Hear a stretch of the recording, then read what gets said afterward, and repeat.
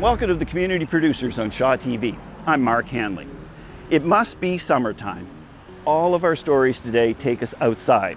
We're going to get on our bikes, we're going to the forest, we're going to the beach, we're even going to go to a very special provincial park, quite unique, very close by, and I'll bet you've never heard of it.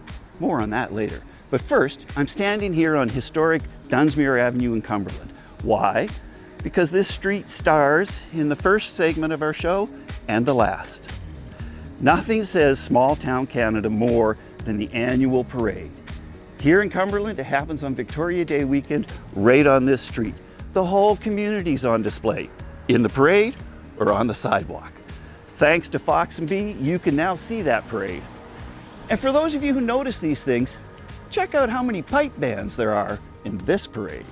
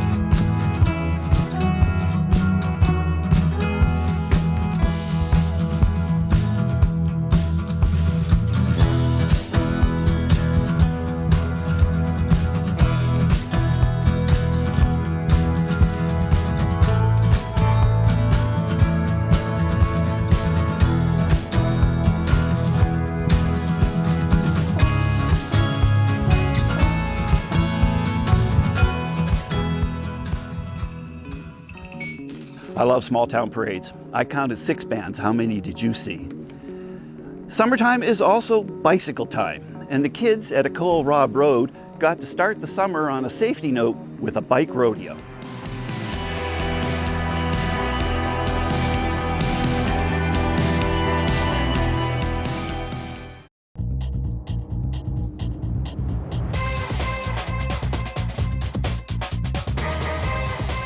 When you understand the hidden hazard behind the door zone, you recognize the importance of bike safety training for children. The Comox Valley Cycling Coalition's Bike Rodeo is designed to help children learn and practice safe cycling techniques. The goal is for kids to become bike smart so they can experience the lifelong joy of riding their bike. This is your bike as a vehicle, your bike that could take you anywhere around the world. So when you're on the road, you have to be, as a vehicle, you have to obey the rules. I'm Angela Dawson. I'm the Education Coordinator on the Cycling Coalition's executive, and I have been coordinating the bike rodeos for the elementary schools for the last 5 years. We tell the children before they ever go riding that they need to think about themselves, their personal safety, so always wearing their helmet, and then also wearing bright, visible clothing. The Bike Rodeo is a hands-on training program taught by volunteers. These students from Ecole Rob Road are having fun practicing in their schoolyard and are ready for the road. I think it's fun because we don't have to do math. We get to do things that we don't normally get to do at school. We have 3 stations that we deal with. This one is learning about the position on the road, a meter from the edge, straight line riding, being predictable. That's the most important thing. The other station is a 4-way stop, 2-way stop, and learning that procedure. And there's also a road ride where they put all that into practice. Fun to learn about the stuff that I didn't know about, just so you can be safe. The students had fun, and the bike rodeo message has once again been shared. Be safe on the road and enjoy the ride. So excellent, you did really well. Thank you very much. We're the Cycling Coalition. We're all volunteers. Are we going to give them a round of applause? Thanks to the Comox Valley Cycling Coalition for that story. We're going to stay on the road now with a story from producer Andrina Kasholte about riding in style, with or without a banana seat.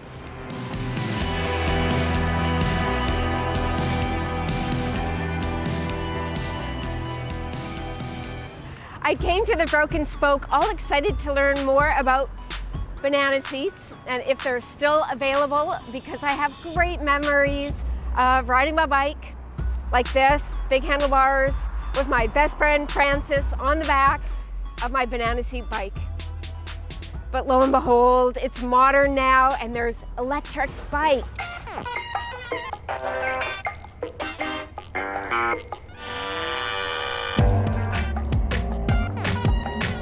Michael Collins of Broken Spoke is moving to something new, more modern, beyond just the urban bike experience. Now they're combining it with technology, with electronic bikes that are battery operated to help you out. Yeah, the technology has come leaps and bounds, like all technology does. When it first comes out, within a few years, it grows exponentially. And one big thing is the battery life. So you can get like 100 kilometers out of each charge, and you can get like 1,000 charges out of each battery. So that's, people feel confident in the batteries now. The other thing is, it's the technology of when the battery kicks in is quite important.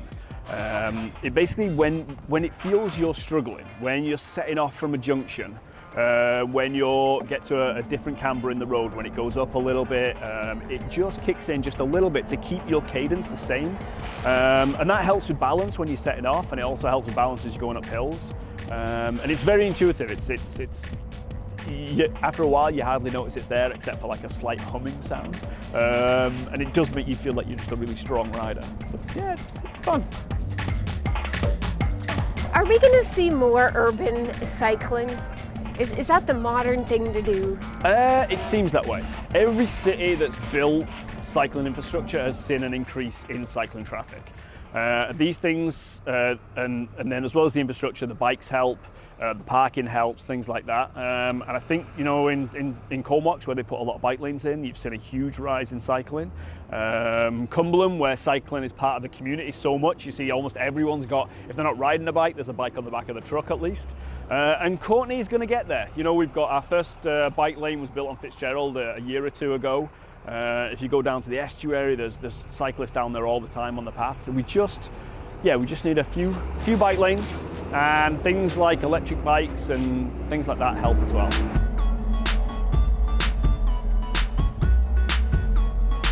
Catherine, what happened to your poor paw? I ruptured my Achilles playing ultimate frisbee. Well, I reached the stage in my recovery where I'm allowed to pedal like a stationary bike. So I'm allowed to pedal a bike, but I can't be putting a lot of pressure on it. So I came here and Mike let me try one of the electric bikes, and they're perfect because you can pedal and get yourself around town, but you don't put a lot of pressure on the pedals because the electricity is like doing the extra work for you. So my banana seat just doesn't cut it anymore. There's more modern technology, and it's allowing everyone to ride the bike, whether it's someone that has an injury or someone that just doesn't have the confidence or the athleticism to ride a regular bike. From Broken Spoke Coffee House and Bike Shop, I'm Andrina Kasholte for Shaw TV. Request access to air your content on the community producers. Volunteer with us. Join a free TV workshop. Check out these websites. Electric bikes are a lot of fun. If you get a chance, try one out. Now we're going to head off to the beach, where artist Alex Whitcomb is taking installation art to a new level.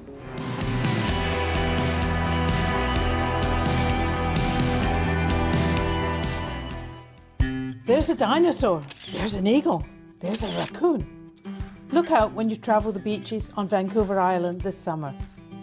Yes, there is lots of wildlife to see, And now you may even spot a Whitcomb driftwood wildlife sculpture with lots of action and attitude.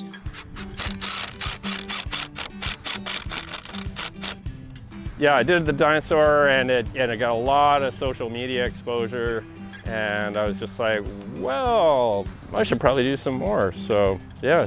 Local artist Alex Whitcomb took a break from painting wall murals on buildings in Courtenay. Wandering along the beach, the shapes, textures and gnarls of driftwood spoke to him. Yeah, there is a lot of material, but it's funny when you actually get into doing like the bigger stuff that needs a lot. You can search the whole beach and really maybe like 10% of it is like usable, and because there's a lot of straight pieces, and I really like the curvy, like chunky, you know, grotesque looking pieces that have a lot of character, right?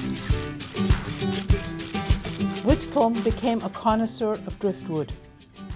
Sometimes he walks the whole beach just to find the right piece. It looks like putting a jigsaw together. To place the right shape, the right texture at the right angle together. He shapes the pieces with power tools and long screws to create the detailed character of the eye and beak, while expressing dynamic movement of form. It's a giant puzzle that doesn't really have a clear picture of how to put it together. You just have to read the wood and place it here, place it there. When you do get a good fit, it's like, oh yeah, you're definitely going here. You're definitely going here. Yeah. Next tool I'm getting is a pin nailer. Yeah. Yeah. A once healthy tree washed up on the beaches takes on a new vitality as a wildlife creation. Keep your eyes open on the beaches this summer.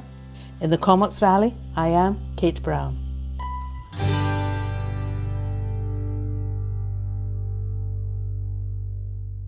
Thanks to Kate Brown for that story. We're going to take a short break, but when we come back, we'll be off to the forest and then to the ocean. Request access to air your content on the community producers. Volunteer with us. Join a free TV workshop. Check out these websites.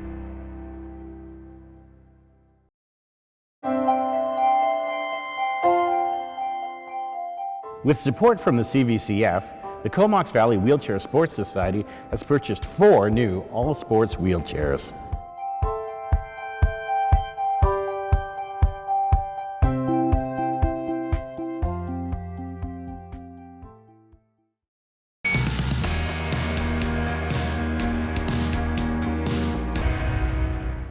Welcome back to the Community Producers. I'm standing here on Dunsmuir Avenue in Cumberland. One of the real gems of Cumberland is the community forest. People truly love it here, and it is well used. Today, we have a story from Judy Murakami about how they're using the forest as a vehicle for learning. Let's go hand in hand.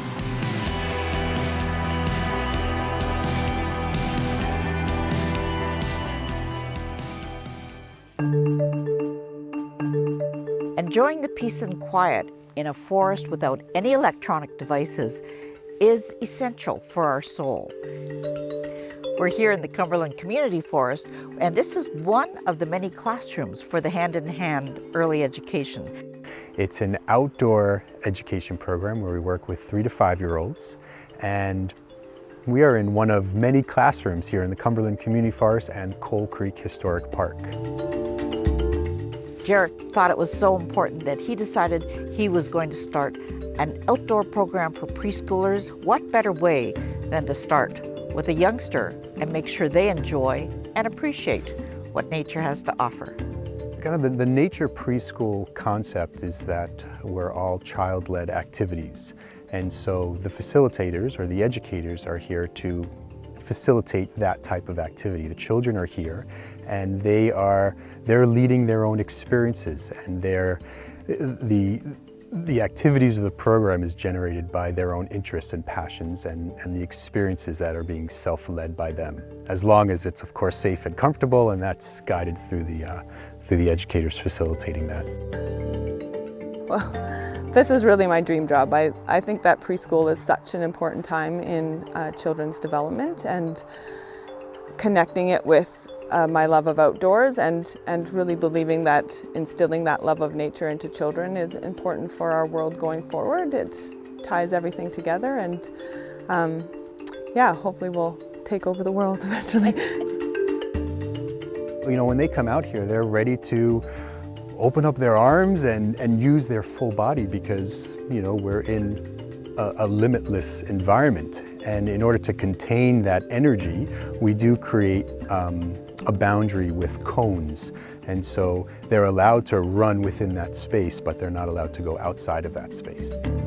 When they come, it may be their first time away from their parents, and often at the beginning of the year, besides the safety routine, you almost have to teach children like how to just play. Sometimes they come and they look around and I don't know what to do.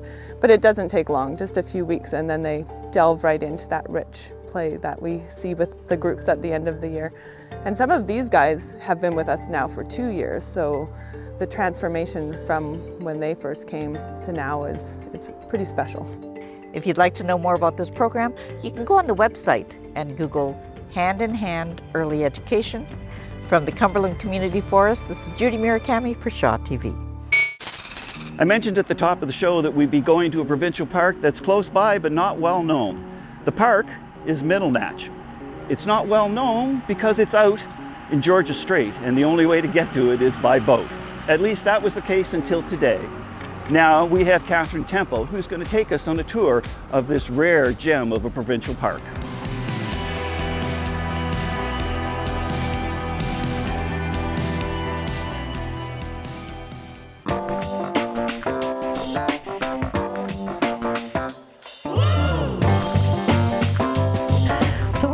At the reef at Willow Point right now in Campbell River, and behind us is Middle Natch Island.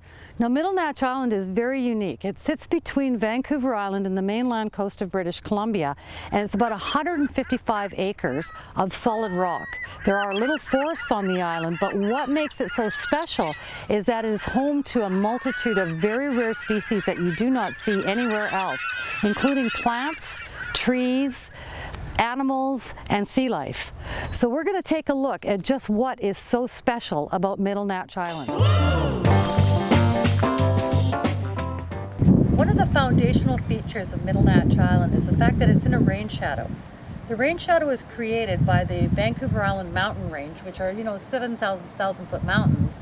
And what happens is the clouds come in and they're full of rain, and they dump all their rain on the island itself, on Vancouver Island. Then they continue on to the mainland from here, and they've already dumped their loads. So Middle Natch Island hardly gets any rain at all. As a matter of fact, it's a fraction of the rain that we get here, which is a dramatic change from the temperate rainforest that we see here on the island and on the mainland, because Middle Natch Island is very arid, and it doesn't get hardly any rain at all, and there's very little water on the island itself, which creates a completely different ecosystem than what we see on Vancouver Island. The nature of terrain on the island is that of rock. So you've got 155 acres of rock and a lot of grasses. Usually by, early summer, they're probably dead grasses. So what you end up with is snakes. And Middle Natch Island is world famous for the size of their garter snakes. Now they're not dangerous, but they are over 3 feet long, which is incredibly unusual. And that, my friend, is a snake that big. So if you're walking through the grasses on Middle Natch Island, watch for the snakes. Another uncommon feature of the island are the trembling aspens. Now aspens are a birch-like tree that can grow up to about 25 meters high. And there's a copse of these trees right in the middle of Middle Natch Island, which create a wind barrier from the southeast winds. These trees are only found in the interior of British Columbia. We don't have aspens on Vancouver Island, nor any of the surrounding islands. So you gotta wonder where they came from. In the spring, on the southeast corner of Middle Natch Island, you will often see colonies of sea lions. And I mean there can be up to hundreds of them from all different sizes. It's a perfect place for them to stop and rest while they're heading up the inside passage on their migration routes. It's also a perfect spot for them because they can hunt. Because the area around Middle Natch Island is so rich with sea life and fish, it's very easy pickings for them. In addition to the fact that there are little bays and little islands around them that protect them and give them shallow waters so that the killer whales can't get them, because the orca love sea lions. Often referred to as the Galapagos of the North, the island is host to the largest seabird colony in the entire Georgia Strait. There are over 3,000 pairs of glaucous-winged gulls that go there every year to nest, to breed, and to bring up the next generation. Their competition is with the pelagic cormorants, the pigeon guillemots, and black oyster catchers, which make for a most interesting and learning experience for even the most seasoned of bird watchers. Middle Natch Island means the island of calm waters from our First Nations history. It is a beautiful island, and it is transcended only by the rare and unique species that live on it. The astonishing life that graces this independent ecosystem are displayed in the numbers of unique species of animals, plants, and trees that are only found on this tiny outcropping of rock in the middle of the Georgia Strait.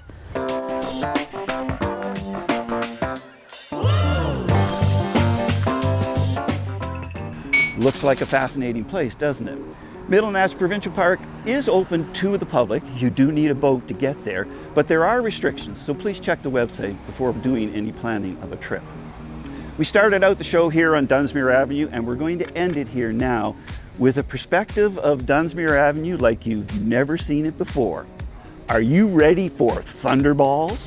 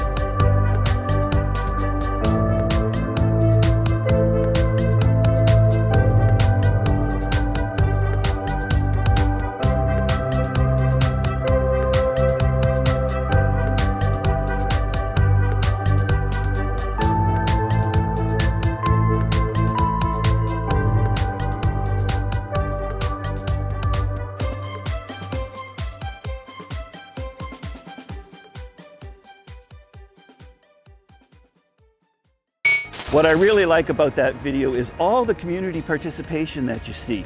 Everybody's involved, right down to picking up the balls at the end of the day. Way to go, Cumberland. And thanks to Fox and Bee Studios for that product. Well, I hope you enjoyed our show today. I've certainly enjoyed hosting it here from Cumberland. This is the Community Producers on Shaw TV, and I'm Mark Hanley. Request access to air your content on the Community Producers. Volunteer with us. Join a free TV workshop. Check out these websites.